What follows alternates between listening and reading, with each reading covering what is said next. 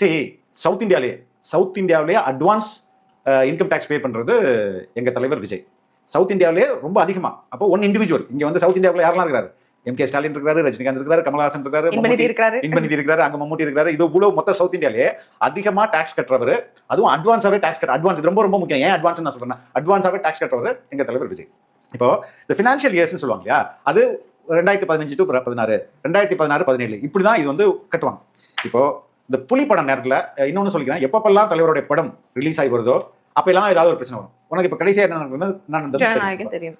புலி படம் வரும்போது திடீர்னு ரைடு வரும்போது ஒரு 5 கோடி வந்து கேஷா வாங்கியிருக்கிறது தெரிய வருது. ஓகே, இதுக்கு வந்து சரி ஓகே 5 கோடி கேஷா வாங்கியிருக்கிறது ஃபைன். 2015, 16, 2015 இந்த ரைடு நடக்குது. 2016, 17 இருக்குல்ல, அடுத்த வருஷம் அது ஃபினான்ஷியல் இயர் முடியும் போது அதுக்கும் சேர்த்து டாக்ஸ் கட்டிடுறாரு. புரியுதுங்களா? அந்த எக்ஸ்ட்ரா இவங்க சொன்னதுக்கும் டாக்ஸ் கட்டியாச்சு. கட்டி அது முடிச்சாச்சு. முடிச்ச பிறகு 2017, 2018, 2019, 2020, 2021, 2022 அப்ப எப்போ இவங்க 6 வருஷம் கழிச்சு ஃபைன் போடுறாங்க. ஓகே, இதுக்கு ஆல்ரெடி டாக்ஸ் எல்லாம் இப்போ எத்தனை கோடி டாக்ஸ் எவேஷன் எல்லாம் சொல்றாங்க? 1 எவேஷன் வந்து 15 crores அப்படி. 15 கோடி நம்ம எவேட் பண்ணிட்டு யாராவது வந்து சரி 15 கோடி நீங்க ஏமாத்திட்டீங்க, 1.5 கோடி கட்டிருங்க அப்படின்னு கவர்மெண்ட் சொல்லுமா? அப்படி சொன்னா எல்லாரும் ஓகே ஜாலியா 15 கோடி 1.5 கோடி தானமா, 10% தானே வருது. 10% நீ வந்து பெனால்டி கட்டிட்டு போயிட்டே இருப்பானே அவன். புரியுதா? இப்போ இதுல டாக்ஸ் எவேஷனே கிடையாது. அதை அந்த ஃபினான்ஷியல் இயர்லயே வாலண்டியரா போய் கட்டிட்டாங்க. கட்டி என்ன பண்ணிட்டாங்க, அதை கிளியர் பண்ணிட்டாங்க.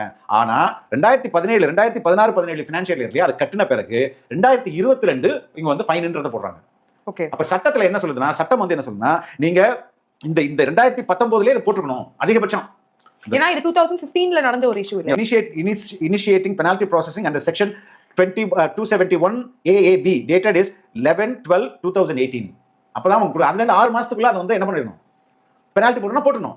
ஆனா இவங்க இஷ்டத்துக்கு டாக்ஸையும் கட்டிட்ட பிறகு அந்த ஃபினான்ஷியல் இயர்லயே டாக்ஸ் கட்டியாச்சு. அந்த நிதியாண்டிலே அதுக்கு எவ்வளவு வரி வருமோ அதெல்லாம் கட்டியாச்சு. கட்டிட்ட பிறகு 2017க்கு அப்புறம் 2022ல கொண்டு வந்து இவங்க ஃபைன் போடுறாங்க.